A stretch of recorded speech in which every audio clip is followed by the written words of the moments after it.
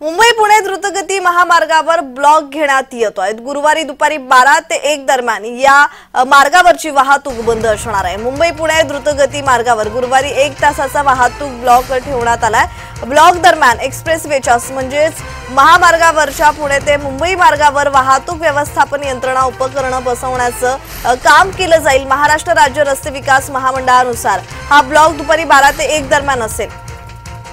तर ब्लॉक दरम्यान मार्गावरील वाहनांची वाहतूक पूर्णपणे बंद राहणाऱ्या वाहन चालकांची सोय लक्षात घेऊन वाहतूक मार्गात महत्त्वाचे बदलही केले गेलेले आहेत।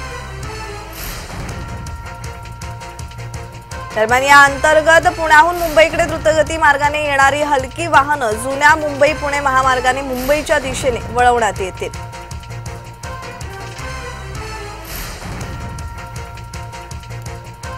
तर या संदर्भात अधिकची माहिती देत आहेत आमचे प्रतिनिधी अजिंक्य धायगुडे। अजिंक्य, मुंबई पुणे द्रुतगती महामार्गावर ब्लॉक घेण्यात येतो, या संदर्भात अधिकची माहिती।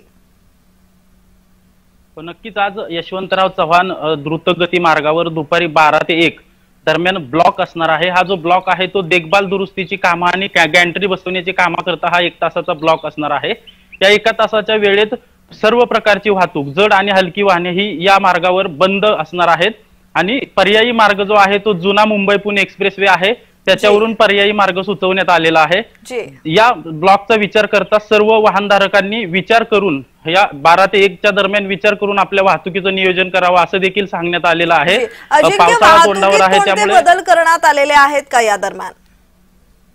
हो, नक्कीच। जी पुण्याकडून मुंबईकडे जाणारी जी वाहतूक आहे ती खोपोली शहरातून वळवण्यात आलेली आहे आणि ती पुन्हा शेडुंगे टोलनाक्याच्या इथे पूर्ववत करण्यात येईल। या दरम्यान जे आहे ते देखभाल दुरुस्तीचं काम सुरू होणार आहे।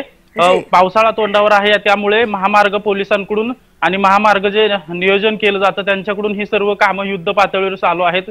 गेल्या काही 2 दिवसापूर्वीच असेच ब्लॉक 2-2 तासाचे घेण्यात आले होते। त्याच प्रकारे आज देखील 1 तासाचा हा ब्लॉक घेण्यात येणार आहे। त्यामुळे काहीसा या दरम्यान या मार्गावर जे प्रवास करणार आहे त्यांचा खोळंबा होऊ शकतो, परंतु वाहतूक पोलिसांनी पर्यायी मार्गाने प्रवास करण्याचं सुचवलेलं आहे किंवा या ब्लॉकचा विचार करूनच या दरम्यान जे प्रवास करणार आहेत त्यांनी आपले प्रवासाचे नियोजन करावे असे देखील आवाहन करण्यात आलेले आहे। धन्यवाद अजिंक्य, तुम्ही दिलेल्या माहितीसाठी।